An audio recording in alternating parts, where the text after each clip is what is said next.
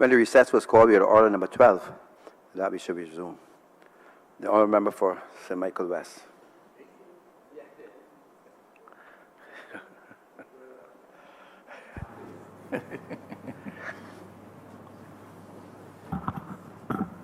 Thank you, Mr. Deputy Speaker. I assure you I will not be long. I've had pretty much my say on matters of money laundering and corruption and proceeds of crime during the earlier debate on the proceeds of crime and instrumentalities of crime bill. But perhaps just to offer a few comments today in light of the discussion with reference to the amendment before us. It would seem, Mr. Deputy Speaker, I can't help but saying that our legislative agenda in this honourable chamber is almost now seemingly entirely driven by the dictates and requirements of the international institutions. I understand the need to comply. We are part of a global community of nations. We subscribe to much of what the world is doing with respect to things like anti-money laundering, etc. But I really would want to encourage, as much as possible, with all the limitations with which the government is faced, that we start perhaps seeing a greater volume of homegrown legislation around homegrown policies designed to address domestic matters, matters of youth employment and single income households and stuff like that. Having said that, I understand the need to be up to date and up to speed with the rest of the world in matters such as this, which is before us. The Honourable Attorney General, in much of his presentation, would have addressed a focus to professional individuals, entities, non-financial institutions, and he wrapped the thrust of what he said around the conduct of their affairs and the expectation of the international community, as well as our own expectations here in our domestic space with reference to how these entities and individuals, professional groupings and entities ought to conduct themselves with reference to their financial matters to avoid attracting a reputation for corrupt practices. That is understandable. I said that only to suggest that I think it is also important that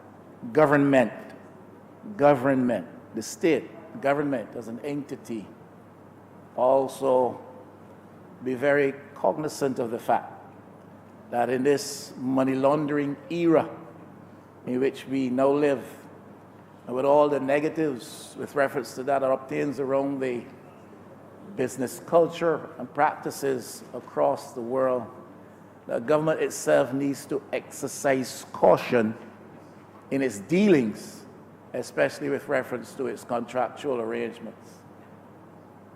Our developmental needs tend to leave us exposed to the graft of persons who are not necessarily possessed with the levels of integrity that we would like to see exhibited among those who operate in the business world sometimes. Government enters into partnerships, especially private-public sector partnerships, and because of our needs for development around major projects, whether it's road infrastructure, water, sewage, airport development, seaport development, fisheries development. These are major areas of development for which small nations, especially when the economies are under stress, can find themselves exposed to the graft of business interests seeking to filter and launder their monies and other resources criminally obtained. Hence, therefore, Mr. Deputy Speaker, all I'm saying is while we address our concern and try to excite caution on the part of those who are business professionals and entities engaged in charitable work. The government itself must be very cautious and careful in this day. That's what I'm saying. When we enter into arrangements with investment entities, we are getting into bed with people of undoubted high reputation and undoubted and unquestioned levels of integrity. The Cahill saga is now before us. It has emerged as a topical item in the news again. And there are serious questions around that which are still left unanswered. And there is a threat now of heavy sums of money, perhaps necessarily having to be paid out by the government if the government is found to be at fault and liable. And all I'm saying is, I don't point to that to point to anybody. I'm simply saying that in this day, when economies in countries like ours are under stress, and when resources are limited, developmental needs exist, when your infrastructure around you is crumbling because of years of neglect, whether it is for the provision of transport services, sanitation services, sewer services, water, roads, what have you, a state can find itself rendered seriously exposed to the ill designs of business interests seeking to cleanse monies and to cleanse resources that have been ill-gotten. And I'm just trying to suggest that government needs itself as an entity to practice the same caution that it is seeking to excite on the part of others. Now, I'm not targeting lawyers here today. I respect and very highly, I've seen about 3 or 4 of the lawyers on the government side present here today, and I respect all of them highly as gentlemen and in their professional capacities, and I have no reason to be otherwise disposed. So I'm not targeting lawyers. But, Mr. Deputy Speaker, just a word with respect to that. Because when it comes to the business of money laundering, this is one of the professions that tends to fall very clearly in the limelight. And I say that not to focus, I say that not so much to focus on the lawyers, but I say that to focus on the poor. The poor. Mr. Deputy Speaker, I'm sure you face these situations quite often. I do regularly. I did up until yesterday, where people who are poor in terms of their economic status, means, people who are uninformed or underinformed, get into matters which require professional legal help and find that their problems are compounded because lawyers do not always hold to the highest standards of professional practice, and much of their conduct falls into question. I had a man sit with me just over from here yesterday, Mr. Speaker, 2 men in fact, in my office, 2 different cases. One, in my view, is at a serious level of desperation, and one wonders what today will bring forth for him or tomorrow. And the other is at its wit's end because he's gone now to 2 lawyers, Mr. Deputy Speaker, and in both cases, Mr. Deputy Speaker, he's finding that he is being further stressed. So you come with a problem which you think to be major, you go for legal help only to find that your stress is added to because a lawyer does not conduct himself or herself in a reputable fashion.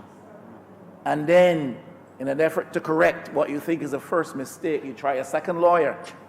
And Mr. Speaker, it goes on, Mr. Deputy Speaker. I am simply saying that something has to be done about this business in Barbados, where members of the legal profession take advantage of and deprive poor, uninformed people of their property. Something has to be done about that. I know that there's a disciplinary committee of the Bar Association. And I know that from time to time we hear of one case or a case here and there, a case here and there, and somebody is disbarred. But, Mr. Speaker, the frequency with which the dark deeds seem to be perpetrated by members of the legal profession against poor and uninformed people in Barbados seems to suggest that a stronger hand is needed and a wider eye needs to scrutinize more closely what goes on with reference to this profession. Now, money laundering is not simply about moving money that is dirty and criminally acquired. Money laundering is about concealing property as well. And that is another part of the story to be told, where professionals in Barbados engage in those activities which help people to hide, to conceal property which has been criminally acquired. My degree of familiarity with matters of money laundering as issues looked at by the international community suggests to me also very strongly that sometimes an entity may enter into an arrangement with a business interest perhaps, or some other moneyed interest, knowing full well that the interest being pursued by that particular second entity, moneyed party, revolves very much around money laundering activities. And yet you enter into arrangements with these kinds of associates. You're not laundering money yourself. You're not necessarily criminally concealing property on their behalf, but you enter into arrangement knowingly with an entity that is doing that. And I think that that, Mr. Deputy Speaker, is something which is worthy of serious focus. Now, I don't stand to my feet, and I want to be clear about this, because people say all kinds of things about lawyers. People say all kinds of things about priests, some of which is true. Some of which is true about some of them in either category of persons. And not all is true. But there is too high a degree of truth, too high a measure of truth. And all I'm simply saying, Mr. Speaker, if we are going to bring legislation that seeks to create a better environment for business transactions in Barbados and to provide the kind of architecture that can help us to minimize or avoid, as far as possible, money laundering activities, then we've got to be very careful that we focus our eyes squarely and fully on professional entities and professional individuals and groups of persons. Government must look at itself, and we've got to recognize that sometimes we fall into bed with the wrong sorts. And that's all I'm saying. This picture that we're trying to paint is fuller and wider than simply some firm or some entity receiving cash or some form of money transaction, knowing that it is part of the laundering process. It is wider, much wider than that. Mr. Deputy Speaker, Section 47 in the bill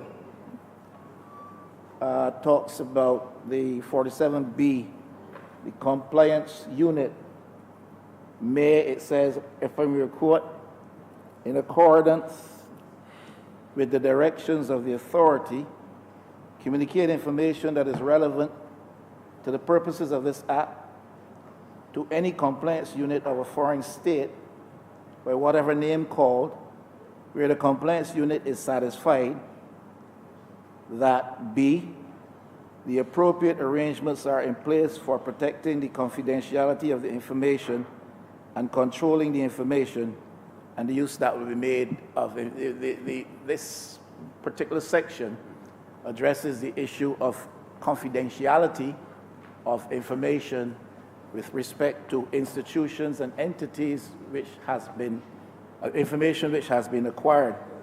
I am simply trying to suggest, by reference to this, that we must be sure that we treat to the matter of breaches of penalties for breaches of that confidentiality.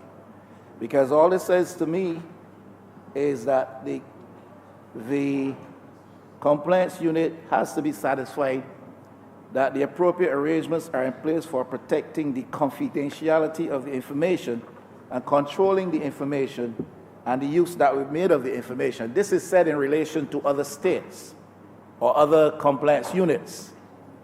I'm simply saying, Mr. Deputy Speaker, if I may be understood clearly, that it is good that we provide a stipulation which speaks to satisfaction over compliance with reference to confidentiality.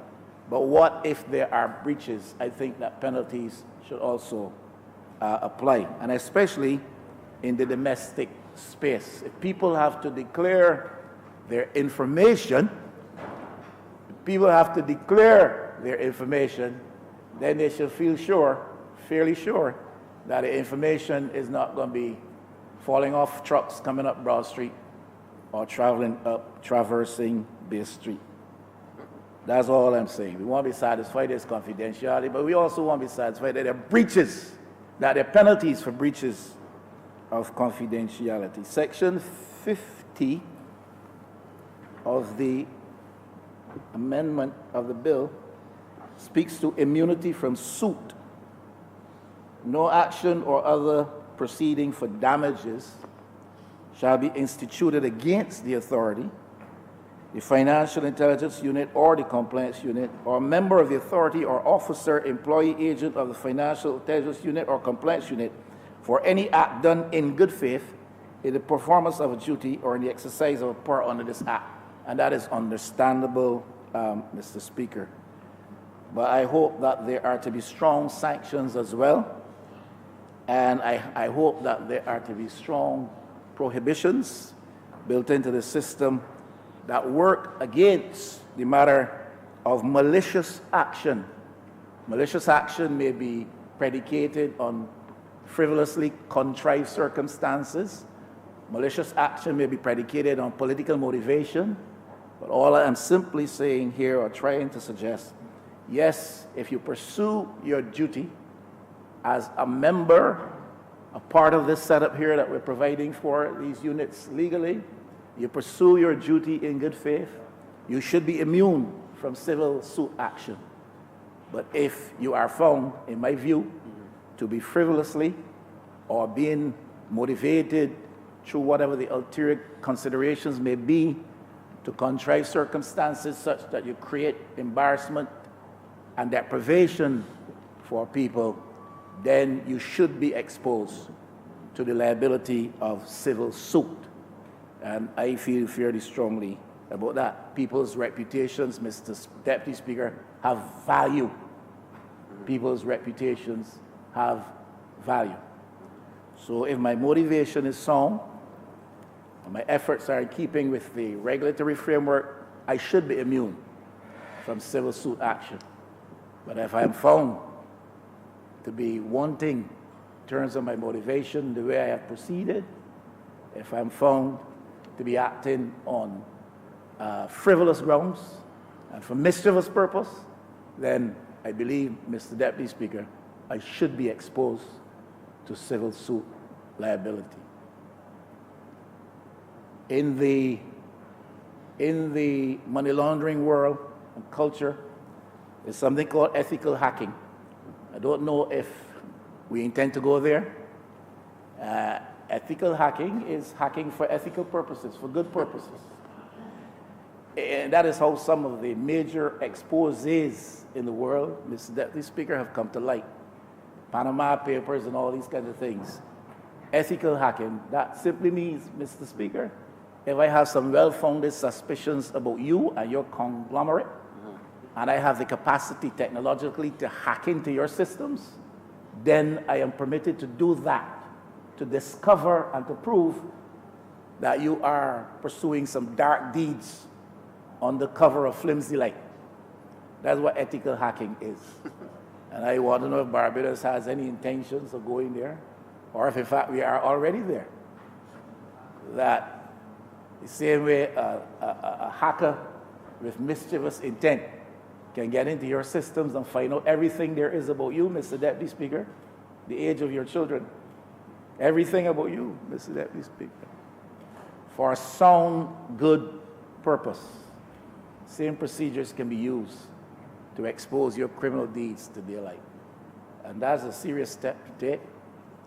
And I presume in this age of technology that we will get to make that step, perhaps one of these days. It's just that when we start to talk about these things, we unlock the door on a lot of issues which perhaps traditionally, historically in our culture, we have not even contemplated.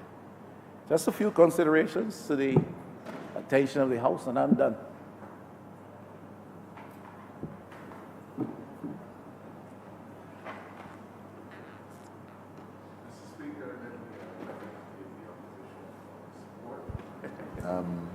I think that what he last discussed is not a matter for the purview of this particular bill. Regulatory frameworks are not as surreptitious as that.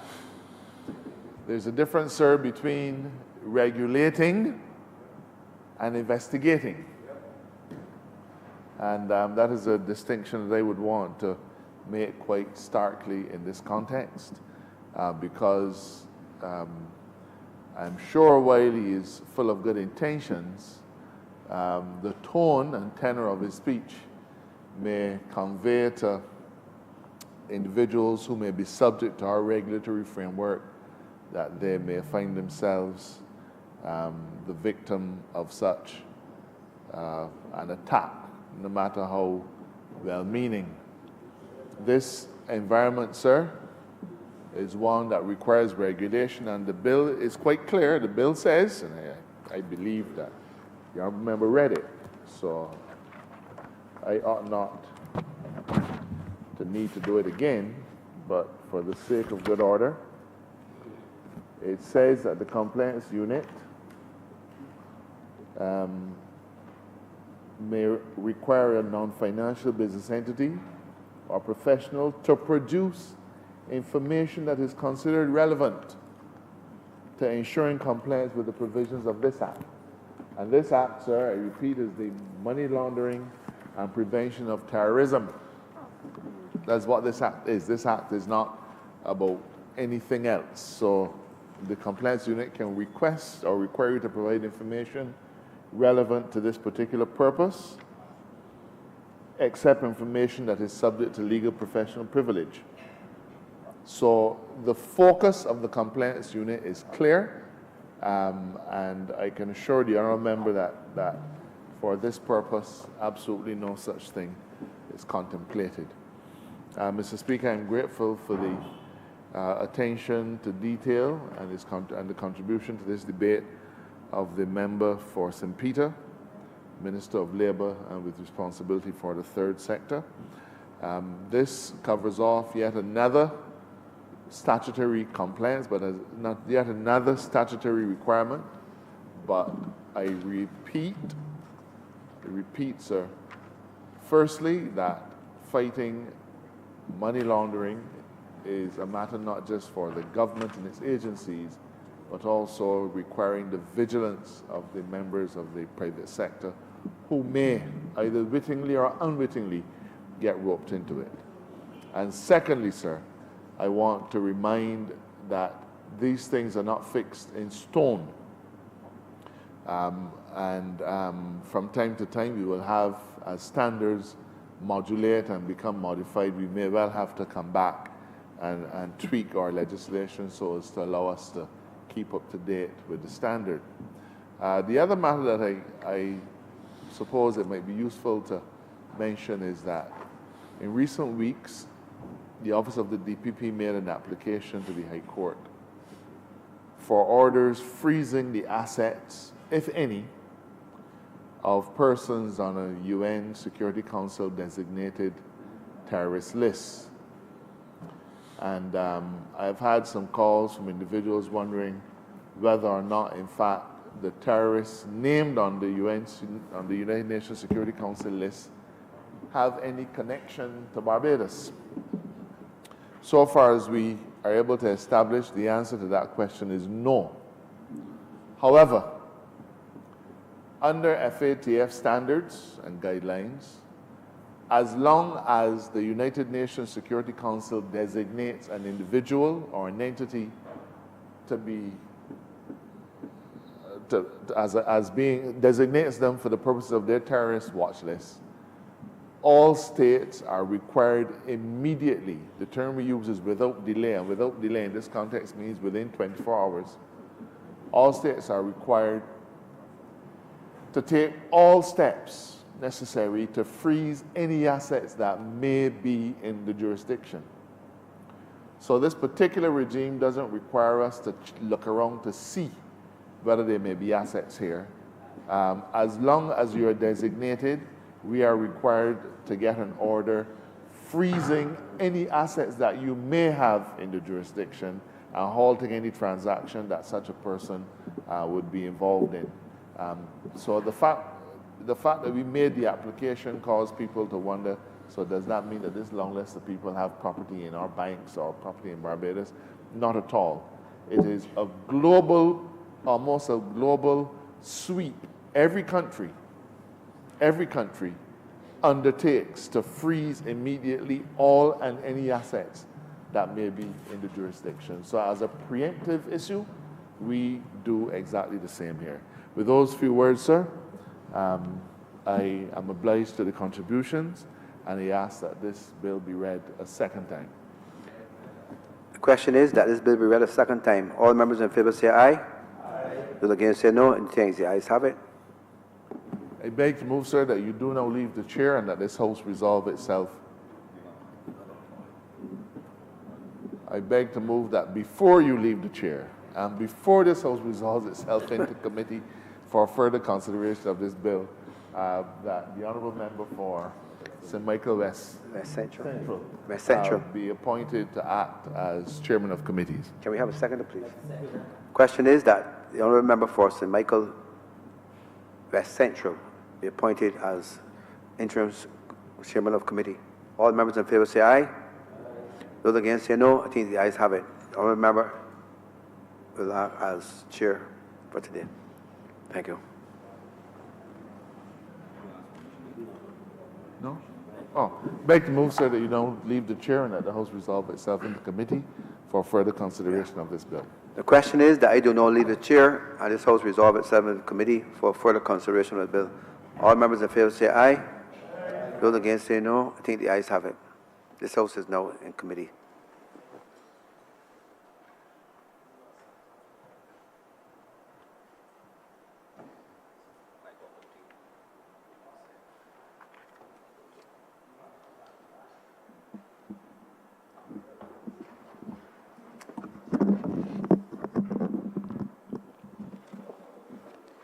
This House is in committee.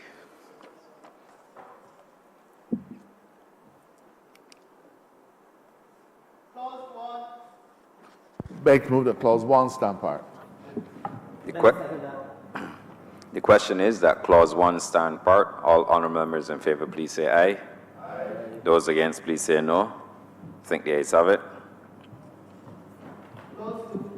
Beg to move that clause 2 stand part. The question is that clause 2 stand part. All honourable members in favour, please say aye. Aye. Those against, please say no. I think the ayes have it. Beg to move that clause 3 stand part. The question is that clause 3 stand part. All honourable members in favour, please say aye. Aye. Those against, please say no. I think the ayes have it. Beg to move that clause 4 stand part. The question is that clause 4 stand part. All honourable members in favour, please say aye. Aye. Those against, please say no. I think the ayes have it. Beg to move that clause 5 stand part. The question is that clause 5 stand part. All honourable members in favour, please say aye. Those against, please say no. I think the ayes have it. Beg to move that Clause 6 stand part. The question is that Clause 6 stand par. All honourable members in favour, please say aye. Those against, please say no. I think the ayes have it. Beg to move that Clause 7 stand part. The question is that Clause 7 stand par. All honourable members in favour, please say aye. Those against, please say no. I think the ayes have it. Report.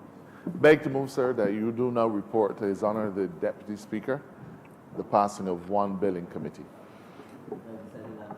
The question is that I do now report to His Honour the Deputy Speaker the passing of one bill in committee. All honourable members in favour, please say aye. Those against, please say no. I think the ayes have it.